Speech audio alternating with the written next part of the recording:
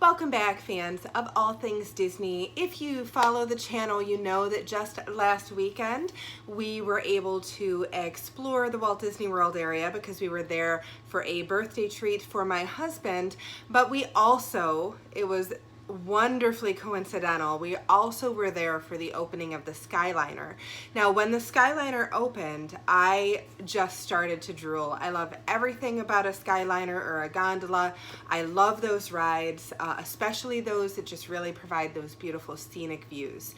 So I have been waiting and waiting and waiting for that Skyliner to open, and I was able to open it on, or ride it on opening day, which is always going to be something that I will remember. It's one of the first Disney things I've ever been able to do on opening day, so that'll be a great memory.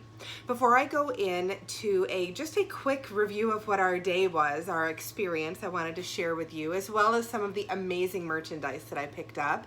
I did just want to remind everybody that we are doing a giveaway for the month of October. You do have to be a subscriber, so if you have not subscribed to the channel yet, just hit that subscribe button. New subscribers in the month get 3 entries into the drawing. Existing subscribers already have 1, and then you can get additional entries just by commenting on any of the videos that we upload over the course of the month. There is much more information in the description box below, so if you have any questions, please feel free to email me at mickey'smagicaldelivery@gmail.com.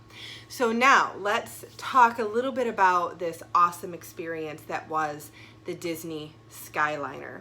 We decided that we would start off at Hollywood Studios because they had shut down all of the resorts that kind of act as, well, that they have stations at the resort. So Caribbean Beach parking lot was shut down, so was Pop Century, and so was Art of Animation. So there was no parking at those resorts. The parking was only for the resort guests, which we didn't happen to be. But we did make our way over to Hollywood Studios, and I was very glad that we chose to start at Hollywood Studios for this one reason. It was a very, very short walk from the parking lot over to the Skyliner entrance. I don't know why I thought that it would be more of kind of a rigmarole to get to the Skyliner, but it wasn't. And we got there just after park open, and it wasn't busy, which really surprised me as well. So all in all, it was a very quick experience getting to the Skyliner, and then I had prepared myself for 30-45 minute waits to even get on the Skyliner on opening day, and I was pleasantly surprised with that as well. I think we were in line a total of 5 minutes at Hollywood Studios to get on the Skyliner for the first time, and that process was just so smooth. Now, if you're watching this, you've probably watched other Skyliner videos, so you kind of know how it functions, but just in case you don't, it never stops moving. So just like a ski lift or any of those ski gondolas, it just keeps on moving, just like maybe a Haunted Mansion ride, for example. So you just step onto, well, not so much a conveyor, but you just step onto the car when it is your time to step on. It's of course slowed down for you, so it's not a crazy thing to have to try to do. And then it just kind of whisks you away. Now, for people who do need assistance getting onto those gondolas, let's say you have a wheelchair or an ECV or something like that, they do pull a couple of the gondolas off of the line, and they have them waiting in a special area to where you can have assistance to board. It's a stationary car, and then they swoop that gondola right back into the line, and they pull another empty one off of the line. So it's pretty seamless, and it's very, very quick turnaround for getting people on and then of course off of those gondolas. So we made our way on the Skyliner for the very first time, and I was so pleasantly surprised at the temperature that we experienced in the car of the gondola. I was expecting that it was going to be at least a little bit warmer than it was outside, and that was not the case. Because of the venting that they have in those cars, there was a nice steady flow of air that was coming into the car, and those things are moving at a pretty decent pace. So there's a nice steady flow of air, and it makes it very tolerable in the car. Very much like if you were kind of sitting on a boat and you got the breeze from the wind as you were crossing the lake. So the ride itself was comfortable, and for the most part, my daughter and I were able to have the car all to ourselves. The first couple of times that we boarded, it wasn't even a question. They didn't ask to put anybody else with us. That only happened one time, and I can share more about that later. But so we started off at Hollywood Studios, and then we ended up going to Caribbean Beach because that's your only option when you're leaving Hollywood Studios.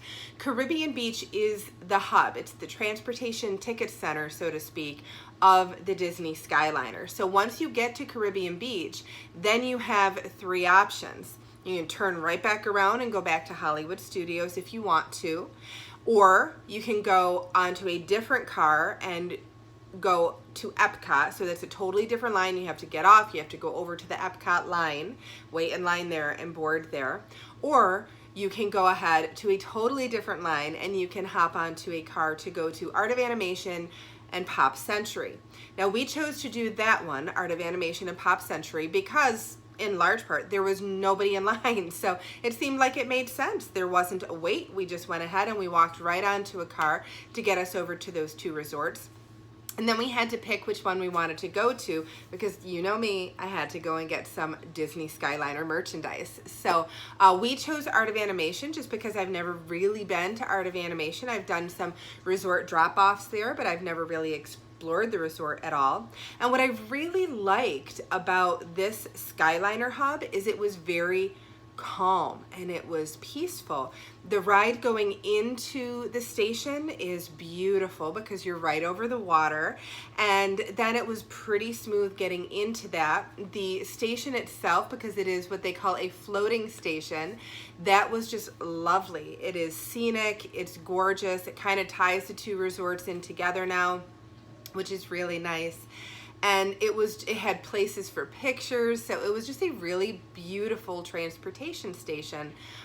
So I definitely think that out of all of those, that was my favorite. So then we went ahead and we did our shopping, and we came back and we chose to board the Skyliner again because we didn't want to go all the way over to Pop Century. So from Art of Animation to Caribbean Beach again, because again, that is the hub. So we transferred there, we got off of that line, and then we went and we stood in the exceptionally long line for Epcot. Now it was so long, in fact, that it had wound all the way through the queue and was out into the main hub area. So I anticipated that it was gonna take forever to get through that, and I was wrong. It didn't take forever. I actually started my timer on my phone, and to get through probably easily 200 people in front of us, I would say 6 minutes and about 30 seconds is where we ended up. It was like 6:17, but I didn't start it right away, but 6 minutes and 30 seconds to get through all of those people and to get through that huge long queue line. That was not terrible. I've waited 6 minutes and 30 seconds just for the monorail to pull up. I think we all have. So that was not bad at all. Now, the only thing that I will say about our entire Skyliner experience that I was not a fan of was it was at that transfer to Epcot where they put us with another family. And that is to be expected. It's public transportation in essence. So that is to be expected. The line was long. They were trying to move everybody through. It's completely understandable. I didn't think to ask because it was the first time that they had put us all together. And I really wish that I had. It was probably the longest span that we were in one of the cars because you go from the hub over to the Riviera Resort, which is beautiful, by the way. And then you go from the Riviera over to Epcot. So it was definitely the longest span. Up until that point, my daughter and I had been able to ride in peace and quiet and just taking in the scenery. And because we were with a larger family that had little ones, that just wasn't the case. As you would expect, it was very much like kind of the noise level you might experience on one of the Disney buses, but because you were all closed in together, it made it a little bit more difficult. So, and that's perfectly fine. It is free public transportation. So when you're on Disney World, so that was probably the only thing that I did not really like about the Skyliner. And there was one other thing that really could have set me over the edge, but it did not. So the next time that we went to go and board, my daughter wasn't feeling well. She had gotten a headache right around the Art of Animation, and then when we were on the car for as long as we were with all the talking and the noises, it just really kind of queued it up. So when we got off at Epcot and then walked back up, I asked the cast member if we could please just have a car to ourselves because she wasn't feeling well. She had a headache, and I was trying to let her just kind of calm. And they were very agreeable, and they completely understood and let us have a car to ourselves. So we just kind of sat there. I let her put her head in my lap, and I just kind of brushed her head a little bit just so that we could get back to where our car was over at Hollywood Studios. And it was so appreciated. So interestingly enough, though, here's the other thing that happened to us on the Skyliner. So we were maybe halfway from Epcot back to the Riviera, and we stopped. And we didn't just stop for a minute. We ended up sitting there for easily about 6 to 7 minutes, and then the car started slowly moving again, like creeping, just creeping. We made it maybe 10 feet, stopped again. So all total, I think the Skyliner had come to a dead stop for about 10 to 11 minutes. I don't know. I wasn't even checking. I wasn't concerned at all, to be honest. I know that those things can happen, especially when things are new. So I was not worried. And if you're going to get stopped, we ended up getting stopped at the exact best place. We were literally hanging feet from the fire station. I could look right down and I could see into the fire station. So it was kind of the perfect place if you're gonna get stuck on something like that. Maybe the only better place would be if you were still at one of the stations and could easily just walk off of the car, but I was pretty happy that we were over the fire station, so that was fine. But we eventually did get started moving again. We made our way back through the Riviera and then eventually back to Hollywood Studios. All in all, our Skyliner experience was fantastic. This is definitely going to be one of those must-do experiences for families who are just experiencing Walt Disney World either for the first time, or maybe you've been many, many times, but on your next trip, it's gonna be on your must-do list. It is definitely something worth checking out. Each of the lines is kind of different with what you're able to see, and it's just kind of a fun experience if you like that kind of thing. Now, if you have any hesitation with heights, I would not try it. I wouldn't. I really don't, so I was fine, but I can guarantee my husband would never step foot on it. And the reason I say that is this: there are plenty of places where you're really not that high up, but then there are several places where you are well up, quite high up. And so he would not be able to handle that very well at all. So the Skyliner is not in his future. But because you know how much I love to shop, and the Skyliner is something that's going to be a huge thing. I'm going to look back 10 years from now and be able to say, hey, I was on the Skyliner when it first opened, and it's kind of an iconic thing now at Disney World, like the monorail was when that opened. So I did pick up some pretty awesome merchandise, and because you know I am so into pins, I of course had to treat myself to the Disney Skyliner pass holder pin. Now this is a limited edition pin. It was $17.99, but with my pass holder discount it was 20% off, so it really wasn't terrible. And what I like is that it really is that commemorative pin just for the opening. I like that it is just the silhouette. You've got Hollywood Studios and the Epcot globe on that, and it's a simple, just kind of classic pin to add to the collection. Now, that's simple and maybe elegant, if a pin can be elegant, which of course I think that they can be, but you know me, and I have a monorail set up in my office, for Pete's sake, with a castle, a plastic castle, and the Epcot globe. So you can appreciate, you know, my goofiness on that. I had to get some of the Skyliner toys to go in with my monorail. So this is the one that I got. I ended up getting two, and you can see Chip and Dale there, and you can see Minnie and Mickey on that side, and then I will open this for you so that we can both see what's on the other side. And this wrap looks very much like the wrap that was actually on that car, so I would imagine that I already know what's going to be on here. But let's take a quick look. All right, come on. You know me and plastic. All right, so I'll just hold it up like this and I'll get into it later. So that is Pluto, and you can see all of the little pieces. Now it does have this hanger that you can hang them on, and right now my other one is on that. This is the second one that I purchased, and this is the Haunted Mansion one. So you've got Madame Leota, and you have this side over here. Let me take this off so you can see it. And then you've got your hitchhiking ghosts. And then, I don't know why I'm having a hard time seeing that on that side, but what I really like is that these doors actually do open. So you can pull them out and you can pull them to the side. So for example, I have, because I have the monorail, I have all those little figures, and when we have little ones that come to the house, I can just imagine that they're going to be playing with these and putting the figures in there and all that.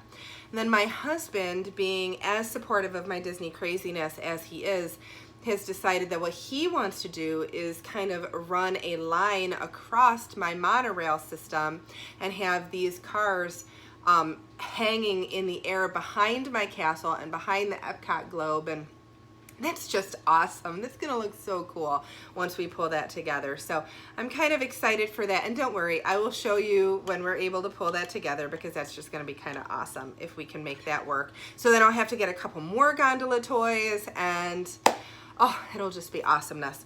But then I also ended up getting, because I had seen this online, so I knew to look for it, this coffee mug is awesome. It is a Skyliner coffee mug. It follows the same pattern as what you saw on that one gondola toy. This is the basic, the wrap with Minnie and Mickey on it. And I just love this. I'm not sure that I will ever drink out of it because it's kind of a unique shape.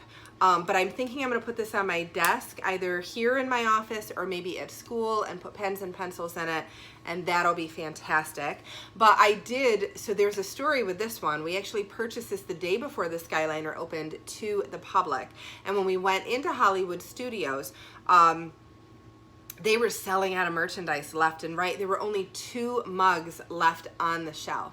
And I had asked my husband in advance, and of course he was too busy thinking about golf. He wasn't thinking about wanting something like this.